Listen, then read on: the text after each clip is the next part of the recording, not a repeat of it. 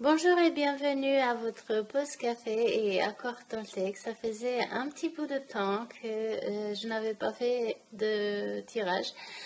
Vous le savez, si vous avez déjà écouté mes vidéos, que mon téléphone était tombé dans l'eau et c'était le seul moyen avec lequel je faisais des vidéos.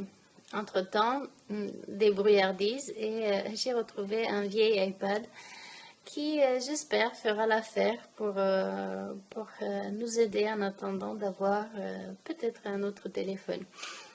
Eh bien, j'espère que vous avez eu une bonne matinée jusqu'à maintenant et pour ceux qui viennent de nous rejoindre, soyez les bienvenus. J'espère que vous avez fait une bonne nuit et si tel n'était pas le cas, je souhaite que vous puissiez récupérer un peu d'énergie ici entre nous. Allons donc voir quel accord Toltec pourra nous être utile aujourd'hui et dans les jours à venir pour chaque fois, avec un petit pas, aller vers une communication de meilleure qualité et une façon de faire peut-être plus appropriée à ce que nous voulons faire. Très belle carte aujourd'hui. Fais toujours de ton mieux. Tout ce qui est de ton mieux change tout le temps. Et ça, c'est génial. C'est une photo, c'est une image un peu comme, vous voyez, ces girouettes au-dessus de la maison qui tournent en fonction de la direction du vent. Ce qui est de mon mieux, donc ce qui nous est possible de faire change tous les jours, puisque en fonction de la journée que l'on a et des imprévus également aussi, du niveau d'énergie que nous avons. Alors pour ceux qui nous rejoignent maintenant et qui n'ont pas vu de vidéo auparavant, c'est un jeu basé donc sur les accords Toltec de Don Miguel Ruiz que j'ai acheté en Roumanie quand je suis allée en vacances il y a des années. Et c'est pourquoi le texte il est écrit en roumain, mais vous soyez rassurés que je vais le traduire pour vous. Donc faire tout ce qui est dans ton pouvoir dépend voilà, je sais pas comment dire, la fraîcheur peut-être. La fraîcheur avec laquelle tu te réveilles le matin et la fatigue que tu ressens le soir, du bonheur que tu ressens, de l'état opposé à la tristesse, au problème, à l'anxiété, de la santé dont tu réjouis ou pas, un état opposé à la maladie. Indifféremment des circonstances, faire tout ce qui est en ton pouvoir et ainsi éviter surtout l'autocritique, l'abus de soi-même et les regrets. Ça c'est parfait pour nous autres dont l'autocritique est un peu trop facile peut-être. Je sais pas où, j'ai mis une lumière au-dessus et je vais voir si elle brille pas un peu trop. Donc, carte de la catégorie de fais toujours de ton mieux. Donc, pour rappel, les 4 accords Toltec, que ta parole soit impeccable. Fais toujours de ton mieux. Ne fais pas des suppositions inutiles et ne prends pas les choses à titre personnel.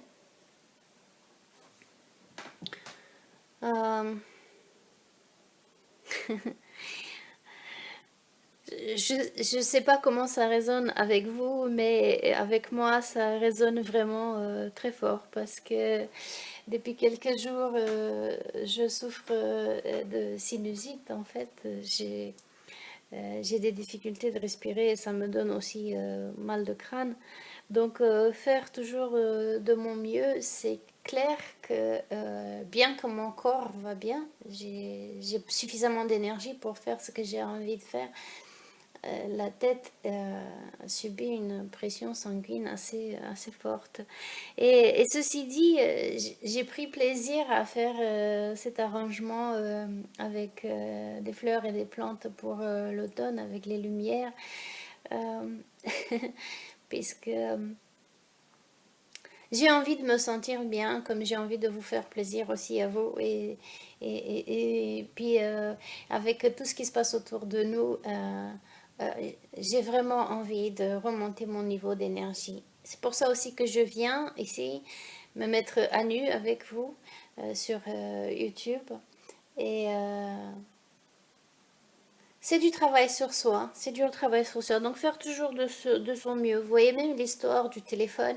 C'est pas parce que le téléphone il est mort. Évidemment, ça coûte une fortune, hein, les smartphones de nos jours. J'ai essayé de le réparer, j'ai presque réussi. Et ensuite, l'écran, il est mort. Donc maintenant, j'attends un écran de rechange. J'aime bien faire, rechercher, regarder par moi-même. Et sincèrement, je pense même que je vais commencer à faire des vidéos, des petites réparations. Évidemment, je ne suis pas un électricien, je ne suis pas un mécanicien, mais j'ai des formations dans ce sens-là. Le lycée professionnel que j'ai suivi quand j'étais jeune, c'était un niveau mécanicien. Donc, je suis plutôt douée de mes mains. Alors, en effet, je ne suis pas un électricien et dès que les choses deviennent un peu trop complexes et qu'il y a besoin de logiciels et de machines pour tester, pour vérifier, là, c'est sûr, je laisse la place aux experts. Mais avant d'aller chez les experts, je sais chercher par moi-même et comme le téléphone n'est plus sur garantie depuis des années, eh bien, je peux me permettre le luxe de l'ouvrir et de voir.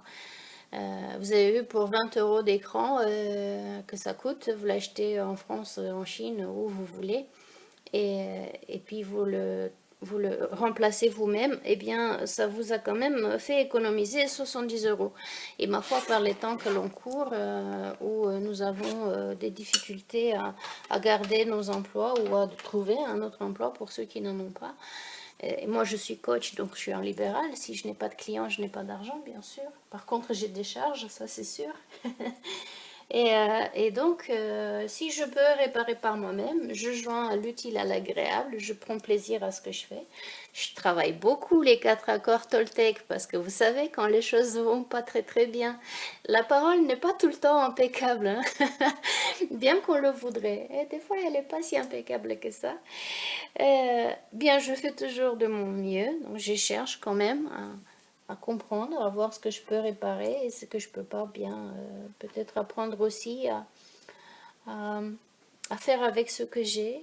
La créativité qui rentre en compte, puisqu'il faut trouver des différentes façons de faire. Donc voilà, faire tout ce qui est en ton pouvoir et ce qui est en ton pouvoir, ça change tout le temps. Nous n'avons pas le même niveau d'énergie tous les jours, hein. Nous n'avons pas la même envie, la même qualité de santé tous les jours. Nous n'avons pas le même entourage peut-être tous les jours et les gens qui sont dans notre entourage, même s'ils sont les mêmes, eux-mêmes arrivent avec le même état d'esprit que nous, c'est-à-dire que eux aussi, ils arrivent avec un niveau d'énergie différent, peut-être des problèmes qu'ils ont eus juste avant de nous rencontrer et juste avant de venir au travail.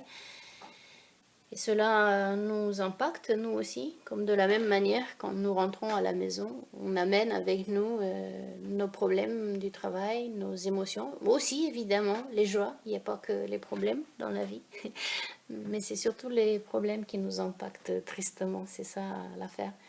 Et l'idéal, ce serait de faire un sas avant de rentrer à la maison.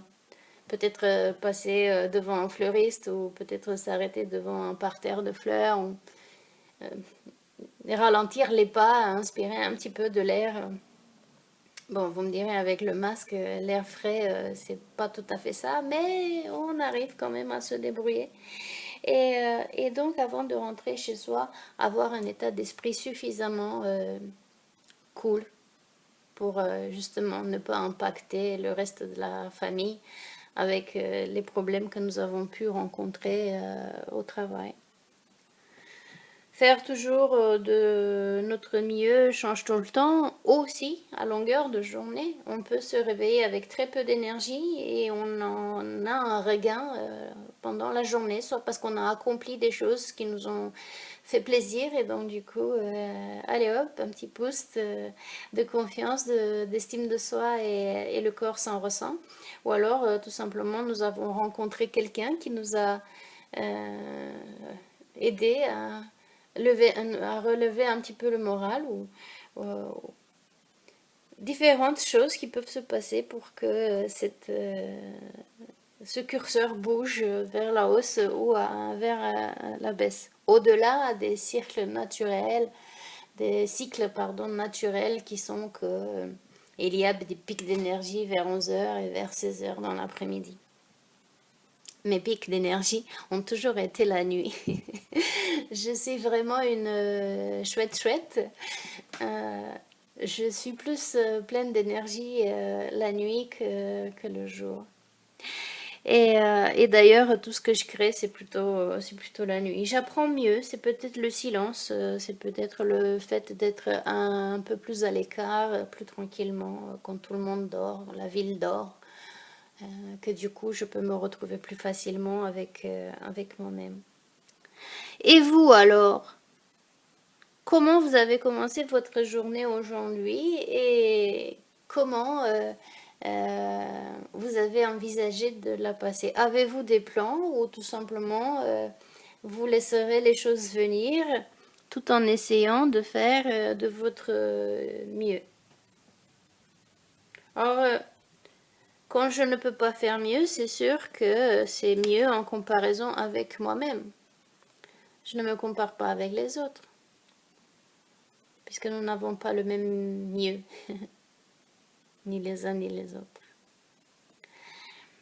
Aussi, ce cheval, je ne sais pas si vous savez, mais le cheval, c'est symbolisme aussi de l'énergie, du dynamisme, pardon, des émotions également, tout comme l'eau qui coule. Peut-être aller avec le flot, au lieu de courir comme ça dans tous les sens, au risque de tomber de sa monture. La couleur vert du cheval me fait aussi penser à la guérison, au cœur. À quel point faites-vous attention à vous-même à la longueur de la journée? Puisque si je regarde ces nuages de différentes couleurs, c'est clair que les nuages ne restent pas là en permanence. C'est le propre des nuages que de bouger au gré du vent. Et les nuages sont souvent, ça dépend de leur texture, de leur distance par rapport à la Terre, qui crée une pression atmosphérique différente en fonction de leur composition, de leur taille, de leur proximité. Mais on sait que de toutes les manières, ils viennent et ils s'en vont. Donc, ça me rappelle cette histoire, je ne sais pas si vous la connaissez, avec l'empereur qui se trouvait devant un grand dilemme. Il devait aller à la guerre et il avait besoin d'un conseiller, de quelqu'un qui puisse lui donner quelque chose d'extraordinaire, quelque chose de puissant, quelque chose de magique pour l'aider.